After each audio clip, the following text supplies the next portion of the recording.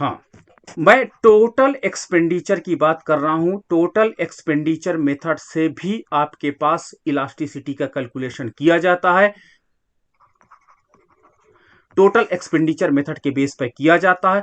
अगर किसी वस्तु के मूल्य में परिवर्तन होता है, किसी वस्तु के मूल्य में परिवर्तन होता है, जिसके परिणाम स्वरूप मांग में भी परिवर्तन होता है, और अगर आप व्यय का मान समान रहे, व्यय मान समान रहे, तो अगर आपका एक्सपेंडिचर समान रहे तो इलास्टिसिटी इकाई के बराबर होगी। ये पॉइंट आप नोट रखिए कि अगर आपका प्राइस चेंज हो और एक्सपेंडिचर आपका समान रहे, आपका व्यय किया हुआ जो मुद्रा है वो समान रहे, तो आप कहिएगा कि मेरी जो इलास्टिसिटी है वो इकाई के बराबर है। अगर मूल्य में परिवर्तन के परिणाम स्वरूप जो मांग में परिवर्तन हुआ, उसके परिणाम स्वरूप व्यय का मान पहले से बढ़ जाए, एक्सपेंडिचर आपका बढ़ जाए, आपको ज्यादा मुद्रा खर्च करनी पड़े, तो याद रखिएगा ईपी इज ग्रेटर देन 1 होगी। ठीक है, मांग की मूल्य लोच जो होगी वो इकाई से अधिक होगी। और अगर आपका एक्सपेंडिचर पहले से घट जाए, आपका व्यय का मान पहले से घट जाए, तो समझ जाइएगा कि आपका जो इलास्टिसिटी है उसका मान इकाई से कम है। तो यानी ये आपका लोचदार पार्ट कहलाएगा, ये आपका अत्यधिक लोचदार कहलाएगा, अत्यधिक लोचदार होगा, और ये आपका नीचे वाला बेलोचदार कहलाएगा। तो ये तीनों में क्लासिफिकेशन आप कर सकते हो in the behalf of expenditure के बेस पर। चलो एग्जांपल मैं देता हूं। मान लीजिए मैंने आलू खरीदे, 10 रुपए केजी के आलू है मार्केट में, और मैंने क्या किया, 1 केजी आलू खरीदा, और 1 केजी आलू खरीदने के परिणाम स्वरूप, ठीक है, ये 1 केजी मैंने आलू खरीदा, तो मेरा टोटल एक्सपेंडिचर कितना हुआ, 10 रुपी। ओके। अब क्या होता है कि जब इस आलू का दाम कम हो जाता है और दाम 5 रुपए केजी हो जाता, मैं इसको खरीद लेता हूं कितना, 3 केजी। कितना खरीद लेता हूं, 3 किलो। तो अब मेरा एक्सपेंडिचर का मान कितना हो जाता है, 15 रुपए। ठीक है। तो देखिए, पहले से व्यय का मान हमारा बढ़ गया है। जब पहले से व्यय का मान मेरा बढ़ गया है, तो ये आपका कौन सी कैटेगरी में आएगा, आपका एक्सपेंडिचर बढ़ गया है, यानी आपके पास जो है वो वस्तु अत्यधिक लोचदार कैटेगरी में ये चली जाएगी, अत्यधिक लोचदार कैटेगरी में चली जाएगी। तो अगर किसी वस्तु का, मैंने यहां एक वस्तु का नाम ले लिया है, लेकिन वास्तव में मुझे नाम नहीं लेना चाहिए था, नेचर आपको बताना होता है। ठीक है। तो जब किसी वस्तु का मूल्य में परिवर्तन आता, मूल्य में परिवर्तन के परिणाम स्वरूप मात्रा में परिवर्तन आता है, जिसके परिणाम स्वरूप मेरे व्यय का मान प्रभावित होता है, तो इसके आधार पर लोच का निर्धारण किया जाता है। चलिए, दूसरा पॉइंट आपका, ठीक है, मैं दूसरा एग्जांपल लेता हूं। किसी वस्तु का मूल्य 100 रुपये है, उसकी खरीदी गई मात्रा 200 है। ठीक है, मूल्य घट करके 50 रुपए हो जाता है, और मेरा व्यय जो है वो बढ़ करके 250 हो जाता है। मैं मतलब मेरा व्यय कह रहा हूं, मेरे जो खरीदने की मात्रा है वो बढ़ करके कितनी हो जा रही है, वो Q2 हो जा रही है। ओके। तो इसके परिणाम स्वरूप आप देख सकते हो कि जब किसी वस्तु का मूल्य 100 रुपए था, तो खरीदी गई मात्रा मेरी 200 थी, और जब मूल्य मेरा क्या हुआ, घट करके 50 हो गया, तो मेरी खरीदी गई मात्रा 250 हो जाती है, 250 हो जाती है। तो बताइए वस्तु का की लोच क्या है, ईपी का मान क्या है, तथा वस्तु का नेचर क्या है। ठीक है। तो इस प्रकार की वस्तु का नेचर जब डिटरमाइन आप करेंगे, तो सबसे पहले एक्सपेंडिचर दोनों को गुणा कर दीजिए। Total expenditure equal to P into Q, प्रारंभिक है तो 1 कर दो, प्रारंभिक है, तो ये टोटल एक्सपेंडिचर कितना निकलेगा, 100 × 200 इक्वल टू 2000 रुपी ना, 2000 रुपी पहला आपका व्यय का मान है। अब क्या हुआ, बाद में जो आपका व्यय का मान हुआ, TE2 P2 into Q2 equal to कितना हो जाएगा, इसका मान अब देखिए कितना हो जाएगा, 50 × 250। अब कितना हो जाएगा इसका मान, 25 पंचे 125, कुछ ऐसा हो जाएगा, व्यय का मान पहले से कम हो जाएगा। यही तो आपका डेटा आया कि व्यय का मान पहले से मेरा कम हो जाता है। तो इस प्रकार देखिए व्यय का मान जब पहले से कम हो जाता है और आप देखिए कि जब घट जाता है तो वस्तु क्या हो जाती है, आपकी बेलोचदार हो जाती है, यानी ईपी इज लेस देन 1 कहलाने लगेगी। ये आपका नेचर इसमें डिफाइन हो जाता है। तो ये आपका टोटल एक्सपेंडिचर मेथड है। एग्जाम में कई बार प्रश्न इसके भी हाफ हाफ पे आए हैं और एमसीक्यू में आप बिना देर किए हुए इस डेटा को अगर मैं प्लॉट कर लूं तो प्लॉटेशन के माध्यम से भी इस डेटा को हम लोग इलास्टिसिटी ढाल के आधार पर निकाल सकते हैं। लेकिन और दूसरा आपका तरीका मैंने अभी बताया कि EP equal to delta Q upon delta P into P upon Q के आधार पर भी इसकी गणना कर सकते हो। लेकिन इसके ये जो आपकी गणना और तीसरा आपका जो मेथड है, कल मैंने मेथड बताया ढाल के आधार पर, फिर मैंने दूसरा मेथड आपको बताया कि ईपी के फार्मूले को आप लगा दो, और तीसरा मेथड है टोटल एक्सपेंडिचर मेथड से भी आप इलास्टिसिटी की गणना कर सकते हो। तो ये आपका एक मेथड हो जाता है जिसके आधार पर आप इलास्टिसिटी की गणना आसानी से कर सकते हो। ठीक है, तो 3 मेथड मैंने आपके साथ डिस्कस कर दिए। चलिए अब चौथे मेथड की तरफ हम बैठते हैं और चौथे मेथड के आधार पर हम किस प्रकार से कैलकुलेट करते हैं कि आपका जो एक्सपेंडिचर है या सॉरी इलास्टिसिटी है वो कैसे हम कैलकुलेट करते हैं, इस पर हम लोग अब ध्यान देते हैं। चौथे मेथड की तरफ इलास्टिसिटी निकालने की बात हम लोग करते हैं। इसमें क्या हुआ है, इसको हम लोग कहते हैं बिंदु मेथड, जो हम अगला डिस्कस करते हैं। एक इसमें क्या होता है, एक पर्टिकुलर बिंदु पर क्या होता है, इसको मार्शल ने ज्यामितीय विधि का मान निकाला है। और इसमें अगर इन्होंने कहा कि एक पर्टिकुलर पॉइंट पर अगर मुझे देखिए, इसमें 2 पॉइंट अभी तक दिए थे P1 P2, 2 पॉइंट हर जगह दिए थे। अगर 2 पॉइंट ना दिया रहे, एक पॉइंट पर अगर आपको निकालना पड़े इलास्टिसिटी, तो आप कैसे इलास्टिसिटी निकालोगे, इस को हम लोग अब डिस्कस करने जा रहे हैं कि कैसे इलास्टिसिटी एक निकाली जाती है एक रेखा पे, लाइन पे। तो देखिए इसको मार्शल ने दिया है, इसको हम लोग कहते हैं बिंदु विधि। एक पर्टिकुलर जब आपको एक ही इंफॉर्मेशन दी हुई हो, अन्य इंफॉर्मेशन ना दी हुई हो, तो इसको बिंदु मेथड से, विधि से आप इसकी गणना कर सकते हो। और इसको डेवलप करने का श्रेय प्रोफेसर मार्शल का जाता है। और इसे हम ज्यामितीय विधि से हम लोग क्या करते हैं, इलास्टिसिटी कैलकुलेट करना भी कहते हैं। ठीक है, तो इसके अंतर्गत हम लोग क्या करते हैं कि इसमें जो इलास्टिसिटी की गणना की जाती है, इसका फार्मूला होता है ऊपर का खंड। ठीक है, ऊपर का खंड यानी लाइन में जो ऊपर का पोर्शन है वो, ठीक है, अपर सेगमेंट कहा जाता है। एंड नीचे का खंड, ठीक है, यानी लोअर सेगमेंट कहा जाएगा, लोअर सेगमेंट के नाम से। तो ये इस मेथड से भी आप इलास्टिसिटी की गणना कर सकते हो।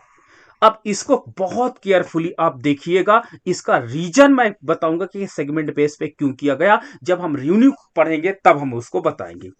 देखिए इसमें क्या होता है, इसको ये मेरे पास एक डिमांड लाइन दी गई है।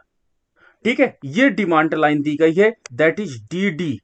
आपका लंब अक्ष पर प्राइस को दिया गया है, आधार अक्ष पर डिमांड को दिया गया है। ठीक है, सेगमेंट भी हाफ हाफ पे निकालना है। मैंने आपसे बताया कि इलास्टिसिटी निकालने के लिए आपके पास upper segment, US upper segment and lower segment. भाई अब ये कोड भाषा का प्रयोग आपके साथ करूंगा। ठीक है, चलिए अगर मान लो ये डी रेखा है, ये मांग वक्र है, इसका कोई मैं बीच का पॉइंट सर्च कर लूं, मान लो ये मैंने बीच का पॉइंट एक ढूंढ लिया। ठीक है, तो आप बताइए ए पॉइंट पर मांग की मूल्य लोच कितनी होगी। अगर आपके पास अदर इंफॉर्मेशन नहीं दी गई है, एक पर्टिकुलर पॉइंट पर पूछा जाए कि बताइए कि इस पॉइंट पर मांग की मूल्य लोच कितनी दी गई है, जबकि इसके पूर्व मैंने जो भी बताया था उसमें 2 प्राइस 2 मात्रा देना अनिवार्य था। ठीक है, 2 मूल्य तथा 2 मात्रा अनिवार्य था। लेकिन जब एक पर्टिकुलर पॉइंट में आपसे पूछा जाए कि मांग की लोच कितनी होगी, तो ए पॉइंट पर मांग की लोच यानी ए पॉइंट पर आप पूछ रहे हो कि इलास्टिसिटी कितनी होगी। तो देखिए जो आपके पास अपर सेगमेंट है, अपर सेगमेंट कितना है, डी ए, यही है। तो अपर सेगमेंट आपका है डी ए और लोअर सेगमेंट का मान क्या है, ए डी वन, यही पार्ट है। अब देखिए दोनों सेगमेंट, क्योंकि अब मिड पॉइंट मैंने जानबूझ करके लिया, मध्य बिंदु लिया है, तो दोनों सेगमेंट का मान बराबर है, तो इसका आंसर क्या हो जाएगा, ईपी इक्वल टू 1 आएगा कि नहीं आएगा। जब दोनों सेगमेंट का मान जानबूझ करके एग्जाम में दिया जाता कि यदि किसी मूल्य रेखा के हम मध्य बिंदु पर हैं तो बताइए मांग की लोच कितनी होगी, तो आप झटाक से आंसर दे दोगे कि इकाई के बराबर होगी। क्यों, क्योंकि फार्मूला कहता है कि लोअर सेगमेंट और अपर सेगमेंट दोनों का मान बराबर था, इसलिए जो हमारे पास इलास्टिसिटी आई वो इकाई के बराबर हमको ज्ञात हुई। ये पॉइंट क्लियर हुआ। चलिए अगर मैं आपसे पूछ लूं कि ये आपके पास डिमांड कर्व दी गई है और डिमांड कर्व में अभी आपने निकाला जो इलास्टिसिटी निकाला पॉइंट मेथड से, डी1 मांग रेखा पे ये आपका मिड पॉइंट, मैं बार बार बोल रहा हूं ये मध्य बिंदु जो मैंने ए मांगना है, ये मिड पॉइंट मैं आपको बता रहा हूं, ये मिड पॉइंट है। अब बताइए कि आपके बी पॉइंट पर इलास्टिसिटी क्या होगी, बी पॉइंट पर इलास्टिसिटी क्या होगी, इस जगह पर आपको इलास्टिसिटी का मान बताना है।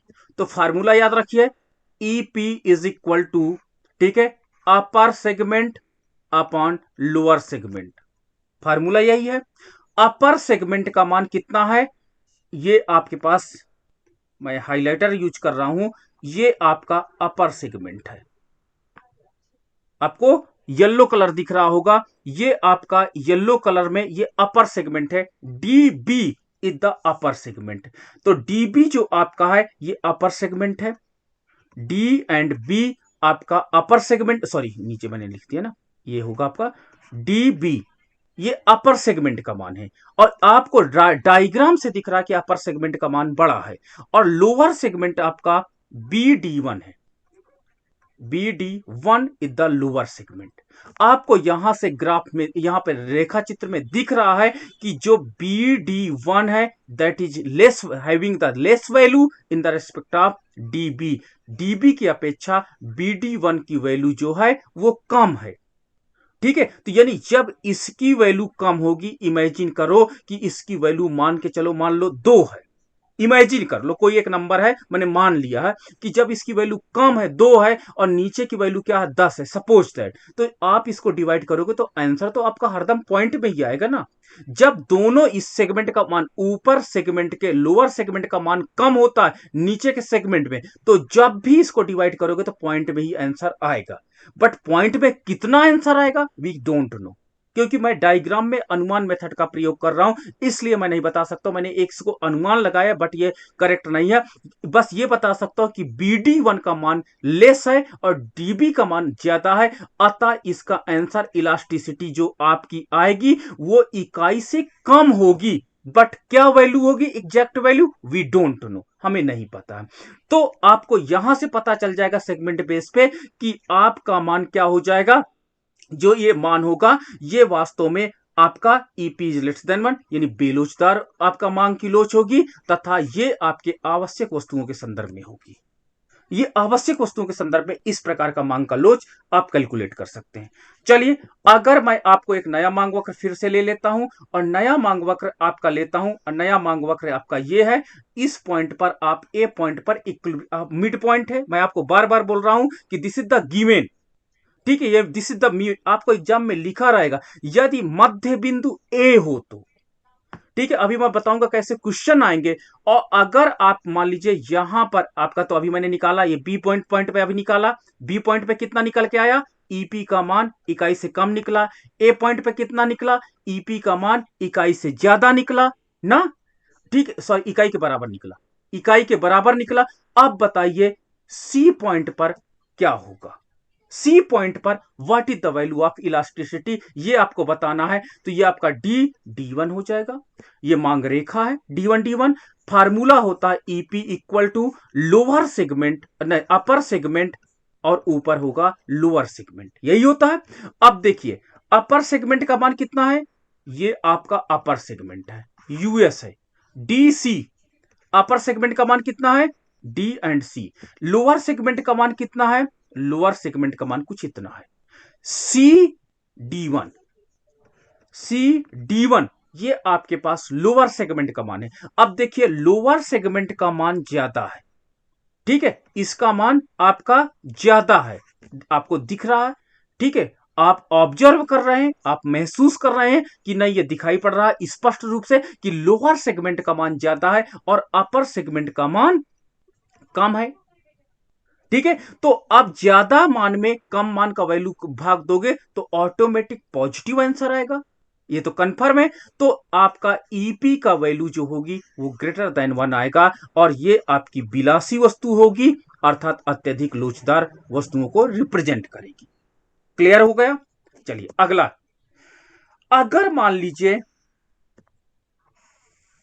अगर ये आपके पास मांग रेखा पुनः दी गई है, ए कोई मिड पॉइंट है जहां पर ईपी इक्वल टू मैंने 1 अभी कैलकुलेट किया, कोई बी पॉइंट है और बी पॉइंट पर अभी मैंने निकाला था इसका मान, ईपी का मान इकाई से कम निकला, अभी मैंने निकाला।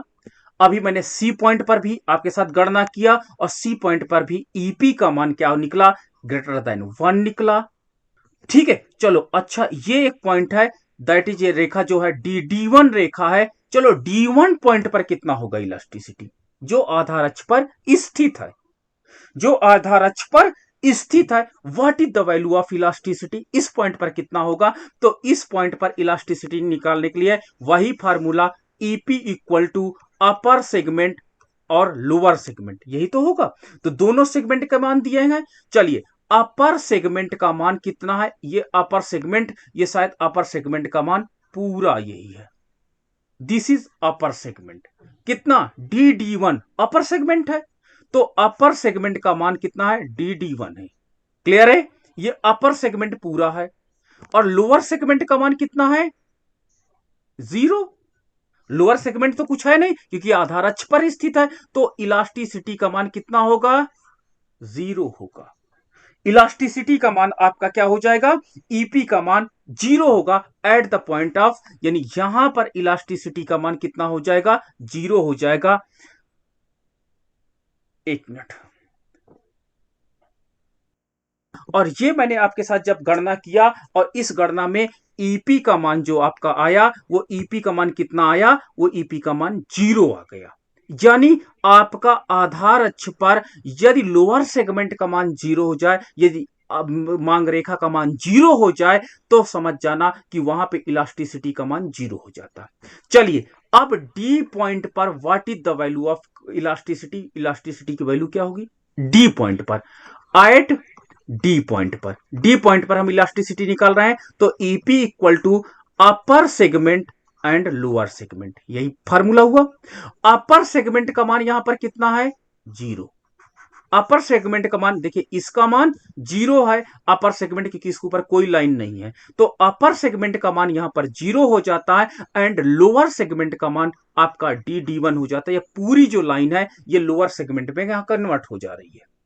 तो जब इसको आप डिवाइड करोगे तो इनफाइनाइट आएगा, तो यानी इलास्टिसिटी जो आपकी आएगी ईपी का मान वो इनफाइनाइट आ जाएगा। और इनफाइनाइट आने का मतलब ये होता है कि यहां पर elasticity EP equal to infinite आ जाती है। ये आपका बिंदु मेथड से प्रोफेसर मार्शल ने इलास्टिसिटी का मान प्रत्येक मांग के क्षेत्र में अलग अलग डिटरमाइन किया है और ये आपका फार्मूला बन जाता है। और इसको एग्जाम में आपको याद रखना होगा कि अगर कोई मांग रेखा दी हुई है और उस मांग रेखा के मिड पॉइंट अगर दिया है, एग्जाम के क्वेश्चन में मिड पॉइंट इंडिकेट किया है, तो वहां पर इलास्टिसिटी इकाई के बराबर होगी मिड पॉइंट से अपर। ठीक है, तो आपका इकाई से अधिक और मिड पॉइंट से कम तो इकाई से कम, ये मूल्य आपके दिए रहते हैं और यही आपका फार्मूला बन जाता है। और इस फार्मूले के बेस पर मैं एक क्वेश्चन आपके साथ चलो डिस्कस करता हूं, उस क्वेश्चन को आप लोग मेरे साथ चैट बॉक्स के माध्यम से जरूर शेयर करना। आप आंसर बताना कि क्या होगा। मैं आपको एक क्वेश्चन दे रहा हूं और उस क्वेश्चन का मान आप बताना कि मुझे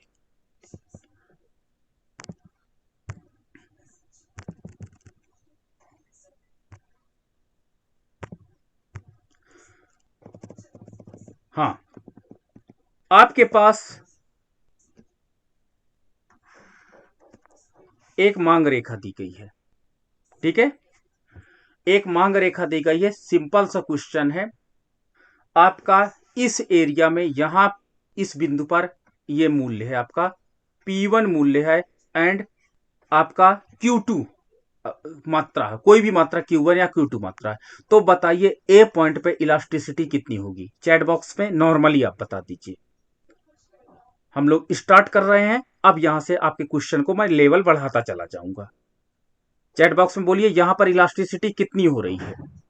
ठीक है, बाई ऑब्जर्विंग मेथड से आप बताइएगा। केवल एक इंफॉर्मेशन दी गई है, ठीक है, तो लेस देन 1। ठीक है, यहां पर इलास्टिसिटी आई लेस देन 1 क्योंकि ये फार्मूला है मिड पॉइंट से नीचे है। क्लियर है, मिड पॉइंट से नीचे है, इसलिए आप लोग करेक्ट हो। चलो अब दूसरा क्वेश्चन आता है। दो मांग वक्र हैं, दो मांग वक्र हैं, ठीक है। एक आपका मांग वक्र आपका DD1 है और दूसरा मांग वक्र आपका दो बाजार का मांग वक्र है और दोनों एक दूसरे के समांतर हैं। क्वेश्चन सुनिएगा, दोनों एक दूसरे के समांतर हैं, ठीक है।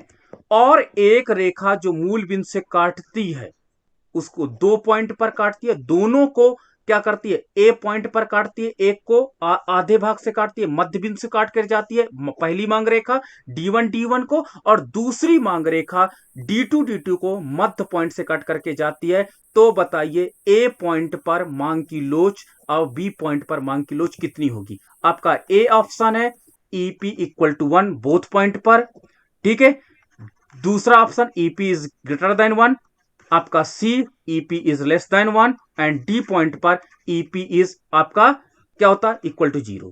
चलिए क्लियर है, बोथ पॉइंट पर आपका EP का मान, इलास्टिसिटी का मान बराबर होगा। चलिए 2 स्टेज आपने पार किया, क्लियर।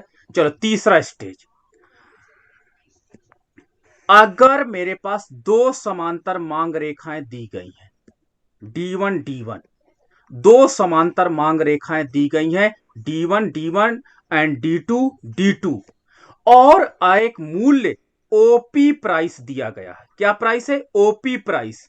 और OP प्राइस जो है वो वास्तव में ए मांग रेखा के मध्य बिंदु से काट करके जाती है और जबकि D को आगे बढ़ाने पर कहीं पर काटती है, मुझे नहीं पता है।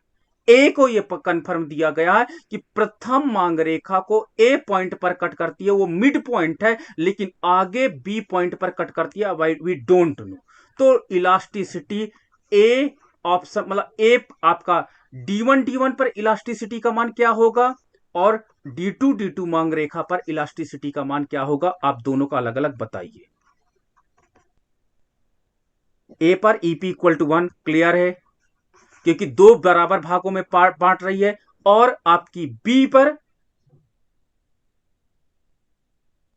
बी पर इलास्टिसिटी का मान कितना होगा, लेस देन 1, क्लियर है। तो यानी बी पर आपका जो दूसरी मांग रेखा है उस पे इलास्टिसिटी का मान इकाई से कम होगा। एग्जाम में ये क्वेश्चन पूछा जाता है, ठीक है। और यहीं पर हम लोग कंफ्यूजन करते हैं। चलो एक और मैं मांग वक्र बना रहा हूं। आपका मांग वक्र दोनों समांतर मांग वक्र है, फिर से मैं आपको रिपीट कर रहा हूं, समांतर मांग वक्र है और एक निश्चित मात्रा दी गई है। लो, निश्चित मात्रा जो दी गई है दैट इज Q1 मात्रा दी गई है। देख, लेकिन ये मध्य मूल्य से ऊपर से कहीं से कट करती है ए पॉइंट पर, एक पर प्रथम मांग रेखा को दैट इज D1 और दूसरे को कट D1 एंड दूसरी मांग रेखा है उसको कट करती है D2। तो बताइए कि ए पॉइंट और बी पॉइंट पर मांग की लोच कितनी होगी? नहीं, इंफिनिटी नहीं होगी, इंफिनिटी नहीं होगी। EP इज ग्रेटर देन 1 दोनों पॉइंट पर होगी। EP इज ग्रेटर देन 1 दोनों पॉइंट पर होगी, यहां पर भी, ए पर भी और बी पर भी होगी। चलो एक क्वेश्चन और है, इस क्वेश्चन को ध्यान से देख लेना, फिर मुझे आंसर देना, ठीक है। और इसके बाद फिर मैं आपको, ये आपके पास एक मांग रेखा है D1 और दूसरी मांग रेखा ये है D2 दो मांग रेखाएं हैं, एक मांग रेखा D1 दूसरी D2 है। बताइए ए बिंदु पर दोनों मांग के लिए मांग की लोच क्या होगी, यानी EP आप D1 के लिए बताइए क्या होगी एट ए पॉइंट पर, एंड आप एट ए पॉइंट पर EP का मान D2 के लिए भी बताइए क्या होगा। ए पॉइंट पर मांग की लोच का मान क्या है।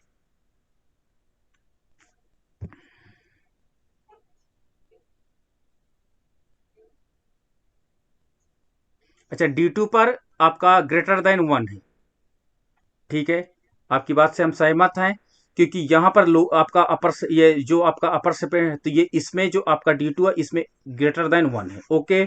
और ठीक है, D1 पर लेस देन 1 है। ये आपके एग्जाम में आईएएस में ये क्वेश्चन पूछा गया था, ये आईएएस में क्वेश्चन एग्जाम में पूछा गया था कि दो मांग वक्र एक दूसरे को इंटरसेक्ट कर रही हैं, तो इंटरसेक्ट करने के परिणाम स्वरूप ये बताइए कि वास्तव में मांग की लोच दोनों मतलब क्या होगी। और वहां पर आपका होता ना कि डीडीयू, इसी तरह ऑप्शन दिए गए थे और मैंने आज ऑप्शन नहीं आपको दिए हैं, ये प्रश्न एग्जाम में पूछा गया था, ठीक है। तो अब मुझे लगता है कि इलास्टिसिटी से संबंधित सारे प्रश्न आप टैकल कर सकते हो, सॉल्व कर सकते हो, मुझे ऐसी उम्मीद आपके साथ है। मैं एक्सरसाइज में और भी आपके प्रश्न इसी के टाइप्स के रखूंगा, ताकि आपको मतलब प्रैक्टिस अच्छी हो जाए। तो